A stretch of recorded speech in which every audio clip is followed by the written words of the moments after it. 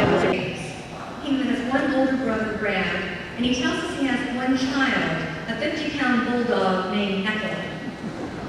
After graduating from Jacksonville High School in 2000, Tyson enlisted in the Marine Corps and left for boot camp at Camp Pendleton. After receiving extensive weapons training as an infantry mortarman, he was stationed at 29 Palms, California, and then deployed to Japan, Thailand, and the Philippines for training. In January 2003, Tyson was deployed to Kuwait, where he became part of the elite element in the 1st Marine Division Invasion Force into Iraq. He spent 9.5 months in country. Upon his military discharge, Tyson successfully completed training as a Harley motorcycle technician and then worked in Dallas for a custom bike dealer. He then returned home to Central Illinois to continue his schooling and enroll at Lincoln Lab. Tyson enjoys music, current events, make sure they do something out here. He enjoys music, current events, and politics. He believes the environment is the most important issue facing us in the future and describes himself as a Barack Obama supporter. He plans to attend UIS majoring in political studies. His goals include attending law school, pursuing musical interests, rallying support for the environmental cause, and forming a successful third party for our political system.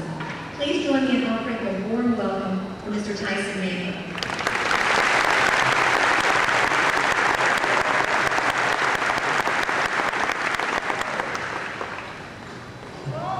Should be all right. Good evening, ladies and gentlemen. Okay. Good evening, ladies and gentlemen, and thank you. It is truly an honor to be here with you. This is a special day. We've gathered to celebrate achievement and to recognize hard work and dedication, rightfully so. We students have persevered over the months and the years to get to this point. After countless hours of studying and paper writing, lectures and research, speeches and trips to the science lab, this part of our journey is over, and for that we can be proud. It is also equally important for us to pay tribute to our men and women in uniform, both past and present. At this very moment, young soldiers and Marines stand post all over the world, placing themselves in harm's way to provide this educational opportunity to us and to protect our very way of life. For me, this is a personal issue. For only 6 short years ago, I served as a corporal in the United States Marine Corps. In Iraq and elsewhere, I saw firsthand the great sacrifices our veterans and their families choose to make. And whether one agrees with American foreign policy or not, we enjoy the comforts of American life thanks to our troops.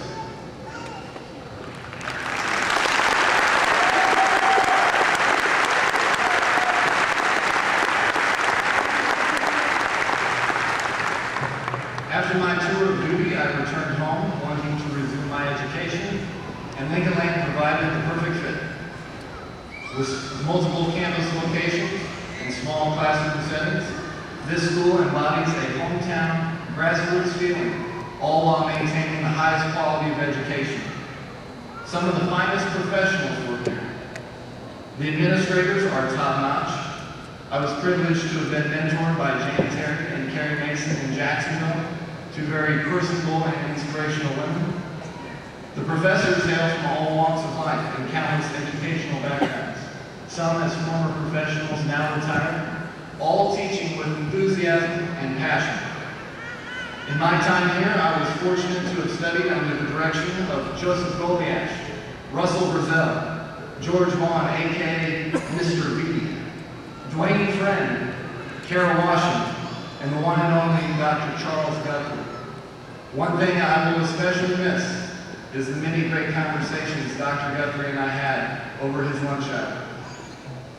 Always insightful, entertaining, and cheerful, Dr. Guthrie is one of the best. And I wish him luck hunting and fishing in his future retirement. The student body is equally as diverse, from fresh high school graduates to those of us who have been removed from the classroom for a few years. We have all come for different reasons and with different goals, all while sharing a common purpose. But to me, what separates Lincoln Land from all other colleges and universities is the unique relationship it as was our 16th president. This is the land of Lincoln, home to one of the greatest and most influential leaders in our history. At the age of 24, a young Abraham Lincoln moved to central Illinois with his family. It was here that he labored as a rail splitter, carpenter, blacksmith, river pilot, and land surveyor. Not only did Lincoln teach himself and begin practicing politics here, but this is also where his political life began. Now, over a century after his death, we continue to be fascinated and inspired by this seemingly larger-than-life figure who was as complex as he was simple. Not surprisingly, for many of Lincoln's own life experiences still maintain their relevance to this day. Born into poverty in a log cabin, Lincoln taught us that with hard work and dedication, we can accomplish anything. In his own words, Lincoln reminded us to always bear in mind that our own resolution to succeed is more important than any one thing. He taught us setbacks in life are normal, and success is never without failure. Though hard to imagine, Lincoln lost more than one election on his way to becoming president. Honest Abe also showed the importance of moral fortitude. Even in the face of great adversity, we must never abandon our convictions and, if necessary, confront the evils of our world. My point is, Lincoln was a living, breathing person, just like us. And he grew up right here and walked the very streets that we walk. He's no different than any one of us. He showed us just how far a simple man from central Illinois can go with ambition, a breadth of reason, and unwavering courage. Now, as our country is once again being led by another Illinois president, we are a living witness to the great possibilities of which we are all capable, if only we believe in ourselves and in each other. I feel privileged to be part of this Lincoln Land class of 2009. On this 200th year anniversary of Lincoln's birth, it is clear that America has made great progress. However, the quest for a more perfect existence goes on. Not only are we faced with many of the same challenges of the past, but we are faced with new struggles of a global age. This new global frontier is one of both exciting possibility and frightening consequence.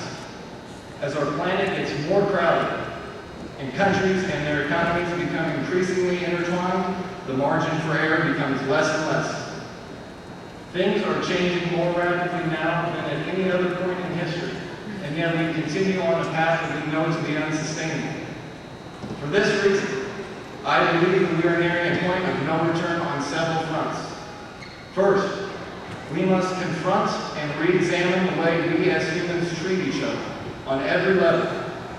Instead of focusing so much on our differences, we have to start seeing how much we share in common. There aren't differences between us, there are differences among us. Evolution not only separated us as a species from the rest of the animal world, but it blessed us with remarkable intellect. Intellect that enabled us to form different cultures, speak different languages, and worship different gods. Imagine how boring life would be if we were all exactly the same. We must not allow superficial distractions to get in the way of more noble causes. As Americans, we must once again lead the world by example, moving forward with tolerant attitudes and open minds, for that is the essence of this nation. It is time to see that we are all in this together. In addition, it is absolutely imperative that we take serious responsibility for the well-being of our planet and begin to take steps in decreasing the hazardous waste being dumped in our waters, buried in our lands, and released into our skies. We share this planet, and yet so often our perspective is lost and we think that we own it. Living more in harmony with our environment is nothing more than smart long-term planning for all of us and our children to come. We must act now and act decisively. Times like these require the same careful consideration and forward thinking demonstrated by our forefathers. Let us leave this place and vow to forge ahead, day by day, to make this country and world a better place. From this day forward, let us live our lives with a renewed sense of purpose. In both our personal and professional lives, let us think smarter and more efficiently. Let us strive to use our resources wisely, waste less, and recycle more. In the words of President Obama, change will not come if we wait for some other time or some other person. We are the ones we've been waiting for. It is up to each and every one of us to motivate and educate ourselves and each other. Consider today the spark that ignites an inferno of goodwill and let it spread all across this land. I wish each and every one of you well in your journey.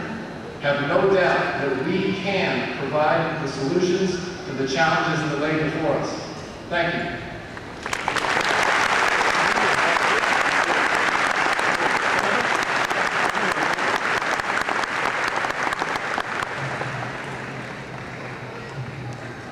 Of the 2009 graduating class, I'd like to present this to Ms. Manker, and thank you so much for your speech.